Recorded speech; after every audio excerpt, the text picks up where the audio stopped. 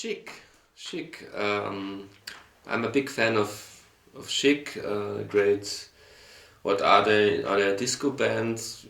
Probably you would. Most people would say they are a disco band. In my opinion, they are much more than that. But first and foremost, they are remembered as probably that defining disco act of the late 70s, early 80s. They were mega successful in their heyday, but still I would say they are one of the, maybe not most, but one of the more underrated big bands in pop history. They sold millions of especially singles, but also albums. And Nile Rodgers is fondly, people rightfully so think of him as a living legend, and he is a legend and an icon. But still, I think I still think they are underrated, especially when when you think about something like the ABBA come back and how big they are getting. They're like this mythological mega band ABBA, and Chic was around at the same time, did some kind of similar things, but was, in my opinion, 100 times more interesting and better. ABBA is a good pop band, but Chic, is in my opinion should be as big as ABBA, and they are not. But now we will change that, because now I'm going to honor them with this video, and I'm ranking. I would say it's not a ranking of Chic, it's a ranking of the Chic Organization, which is like the wider circle. The core of that circle are two people: Nile Rodgers, who's still out there playing live when there's not a lockdown, and who's one of he's one of my favorite guitar players of all time, and he should be considered one of the most important guitar players in pop history, in my opinion. His style, his way of the iconic rhythm, that's something very special. And the other, not to forget, the other who was at least as important as Nile Rodgers, who sadly passed away like 30 years ago, Bernard Edwards. They were, in my opinion, if we say they are a disco band, then those two, they were the Lennon and McCartney of disco, or the Jagger Richards, one of the greatest songwriting duos of all time. And their brainchild wasn't just the band Chic, but something that they called Chic Organisation, which was, they produced many albums, especially in the 80s, for other artists that became huge albums and huge artists.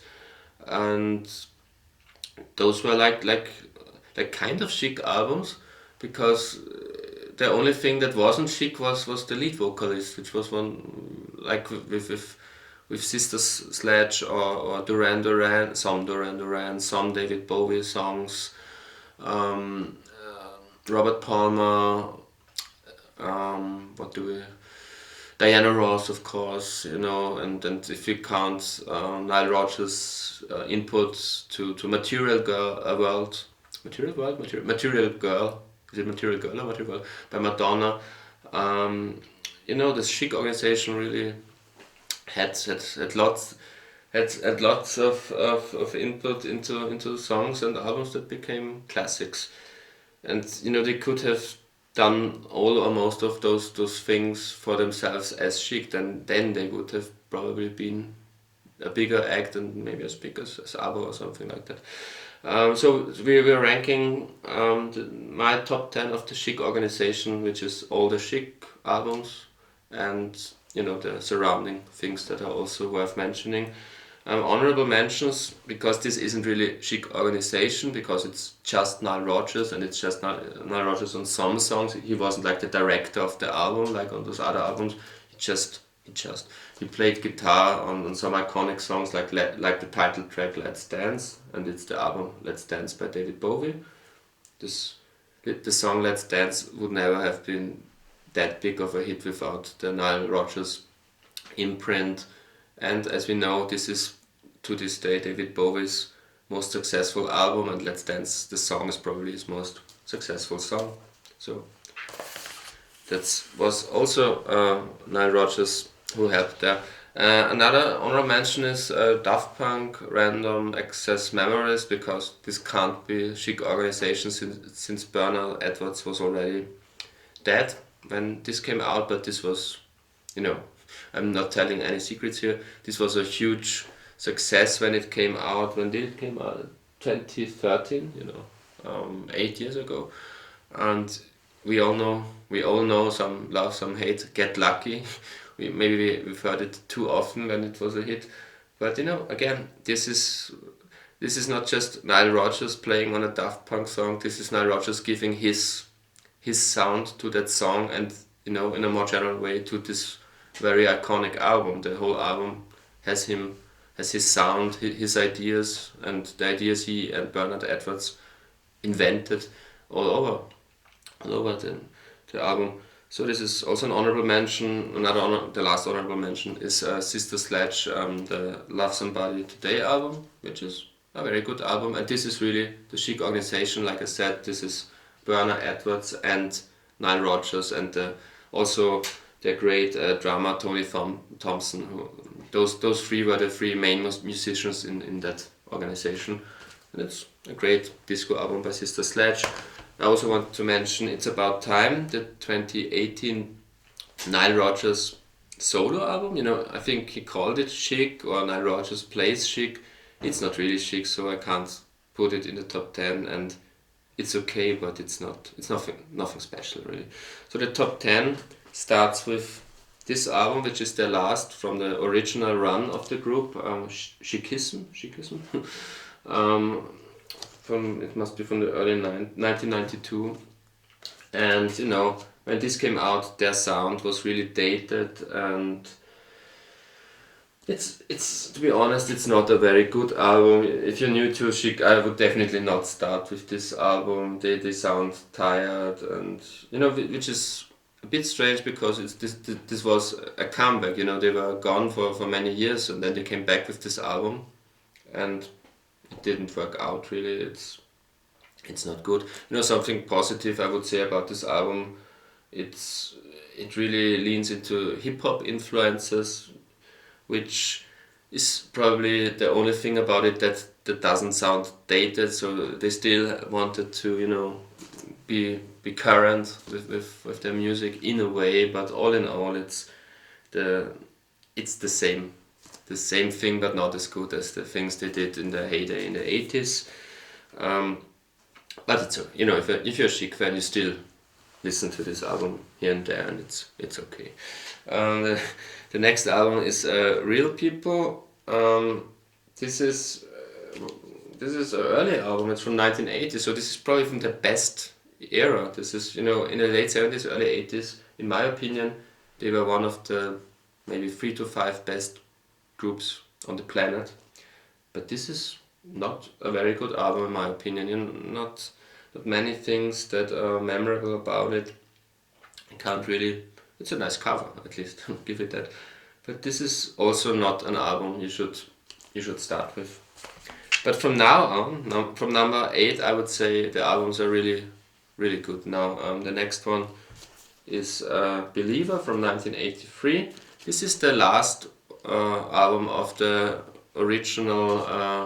It's not the original lineup, because they changed the singer after the first album. The first singer that was, I have to look it up, was norma-jean, but the classic lineup was from the second album until this album, and this was with the great singers Lucy Martin and Alpha Anderson. Alpha Anderson is my favorite of the older Chic singers. Great personality and great, very interesting voice, and she has a great presence.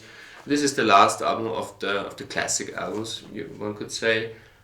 This was also like when that time was kind of up. It wasn't commercially very successful. No real hits on this album, but a decent Chic album. The next album, again, is a good album. Not a wouldn't say it's an excellent album. It's a good album. It's Tongue in Chic from 1982, the year I was born. You know, I think Chic was always a band that really dressed awesome. And on this album, what's up with their look? They didn't. Where's the Chic look? This is not what the Chic that I want to look at. Chic not only was a great band to listen to. It's also when you're watching videos of them, the way they dress. They were influenced by a band in their dress sense that I've just reviewed. This is my second video that I'm recording today. I've just recorded, I don't know which one will be released when, but I just recorded a Roxy Music ranking video, and Chic themselves said that the way they looked, that they dressed, was influenced by Roxy Music, especially by Brian Ferry. It's also why they were named Chic, I guess. And I think it's cool that they invented this kind of look for disco. The whole disco thing was suddenly connected with something glamorous, and I think they, in their heyday, they looked perfect, but not on this cover, and it's reflected in the music. Again, has interesting about that album, it has some hip hop influences. They always had some hip hop influences on the albums, and on the early albums, late 70s, so they were very, very early with incorporating hip hop into their music. And maybe it's no surprise that one of the biggest hits, Good Times, was sampled so often by famous hip hop acts, especially Rapper's Delight, one of the first big hits of hip hop, is based on the great Bernard Edwards bass line of that song. So it was, hip hop was influenced by them, and they were influenced by hip hop, which is remarkable.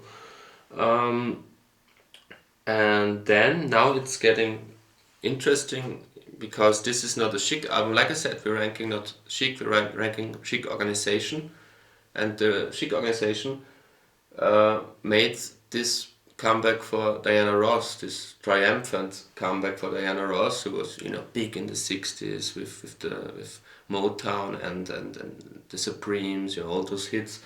And then as often she was kind of she had a slump, but Nile Burner Edwards helped her with, not just helped her, directed, wrote, produced the Diana album. It must be from the early 80s again, like 82 or something, 1980. And this is full of Diana Ross hits, that was probably more successful than any of her Supremes classics. The song Upside Down especially is maybe one of the biggest 80s songs ever. If Chic would have recorded this song for themselves, again, that's what I wanted to say at the beginning, they would have been such a much more bigger band if they recorded songs like Upside Down for themselves. It sounds like a Chic song, but it has Diana Ross on vocals. Great songwriters, great musicians, and this album is a showcase for that. The next album is number 5, is their debut album, Chic. This is the album where they had the early singer, norma-jean Wright. This is the only album with her.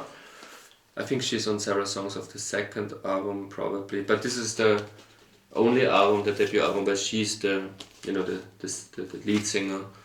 And great debut album, I think Chic were influenced at the time by, funnily enough, by Germans, because there was that guy Frank Farian who recorded Boney M in Germany, German disco band, early German disco band, and Nile Rodgers and Bernard Edwards, who were studio musicians at the time and already friends, thought, hey, why do Germans make that kind of music better than us guys? We should be the ones to do music like that. And that you can read pretty much the first Chic album is a bit like a New York version of what Boney M did in the mid 70s, and it's great. It improves on the influence, I would say. Great songs, Dance, Dance, Dance, and Everybody Dance. Very original titles. Are the two standout tracks. and you know, it already has all the ingredients for the Chic sound, except of course for the two classic lead vocalists who would come with the second album.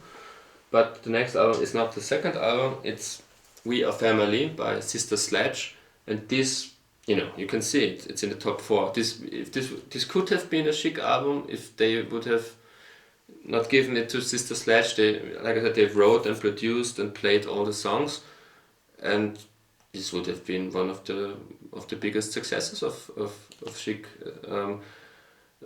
Two standout classics again, two of the biggest songs of the whole disco era on there. He's the Greatest Dancer, and of course We Are Family. Maybe We Are Family, we all heard it too often, and it's not really taken serious nowadays, because it's, you know, it's a bit of a disco cliche like I Will Survive or songs like that, but still it's a good song, it's a great pop song, and He's the Greatest Dancer to me is the big highlight on that album. My number 3 is Take It Off, and this is one of the, I would say, not later albums, but it's after the big heyday. This was the first album that wasn't a big smash hit. This was when the disco era was going down, and also their chart positions, you know, they went down with this album. It didn't have any big hits, but it's one of their finest albums. It's a great album, and this is probably, because I've mentioned it several times now, this is probably the first time that we really get some hip-hop influences, and this is, like I said, 1981, so it's very, very early. I think there's, you know, so like rap parts on that album, and it's also the first album where the two males in the group, you know, the two songwriters we were talking about all the time, Niall and Bernard, get more lead vocals, and that makes it a very eclectic, mixed album. It's not a masterpiece album in the sense that every song is a killer track, but it's a very varied album. You know, we've got female lead vocals here, male lead vocals there, one more hip hop leaning thing here, a ballad there, a disco song. So this is, you know, you've got different directions on that album, and this makes it, to me, a very interesting Chic album. But now the top 2, those are the big masterpieces. Those aren't just the best two Chic albums, those are, in my opinion, 2 of the most underrated pop classics of all time. You know, those are probably the 2 most successful Chic albums, but like I said, comparing them with ABBA, they should have been much more successful. On the basis of those 2 albums alone, I have to drink. Number 2, their best album cover as well, Risqué. I pronounce it Risqué, I don't know if that's correct. And you know, the album cover tells you everything you want to know about Chic. You know, it goes on here, and it's you know, it's like a whodunit scene. It's like from a crime movie or something like that, and you know, there's so much detail in this, and you know, they look great, and it captures the spirit of the album in a way. It's a perfect pop, not just a perfect. It's one of the best free disco albums of all time, but it's also one of the, I would say, it's one of the best 50 best pop albums of all time. It starts with Good Times, one of the very best songs, one of the best late 70s, early 80s hits ever. You know, I could tell you all the tracks on the album. This is a 10 out of 10 masterpiece. I don't know where to start to tell you why this album is so great. It's start to finish, great experience. But the number 1 album, I would say, is, on some days I would put it in my top 20 albums of all time. This is a magical album. It's, again, I hope I pronounce it correctly, C'est Chic. That's chic. It's probably the translation. C'est Chic. This is packed full of class. This could be a greatest hits album by any other band. This has all all the classic songs. This has I Want Your Love, Le Freak, Chic Cheer, At Last I'm Free, great ballads. Happy Man is also great. The instrumental Sappho Affair is also great. Sometimes Win, every track. This is a fantastic album. This is also the perfect chic look that they have on this album. You know, the great suits and the great dresses and perfect. You know, the bass playing of Bernard Edwards is at its peak. Nile Rodgers, you know, this is the second Chic album. This is where he finally finds that kind of rhythm pattern that would become iconic, that, you know, that Daft Punk, you know, had on their album, and many other. You know, if you, for the past 40 years, if someone says I want a funky guitar, you play this, what Nile Rodgers invented or kind of invented on that album. That's the ultimate, like, you want a funky guitar to sound, but the whole arrangements, the strings, the brass, it's genius. Like I said, Lennon McCartney of disco music, and also great stories behind the creation of that album. The song Le Freak, which became their first monumental big mega hit, you know. I think Atlantic was Atlantic their label, you know, one of the biggest label of the 70s. Yes, Atlantic. No, already a very big label, but to this day, I think Le Freak is the most successful single that Atlantic ever put out. So it was a... You know, when I say they are underrated, they're not really underrated, because they had the biggest single on one of the biggest labels of all time. But still, they're so good, they're still underrated. And the story behind Le Freak is also kind of endearing, I would say. This was before, you know, Chic were a big band, you know, maybe probably before the first album was made, when that song was started, the production of the song, because as they were just studio musicians, Bernard and Niall, and they went to Studio 54, which was the big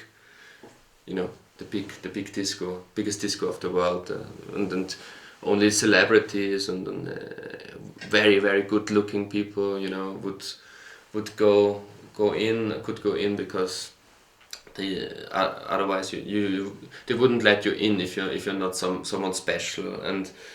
And they were, you know, they wanted to meet Donna Summer, which was already a big disco star at the time, because they wanted to make a deal with her that they're probably going to write songs for her or produce an album of her. And, you know, at the time, as I said, they weren't yet stars themselves. They were just, you know, young studio musicians and friends.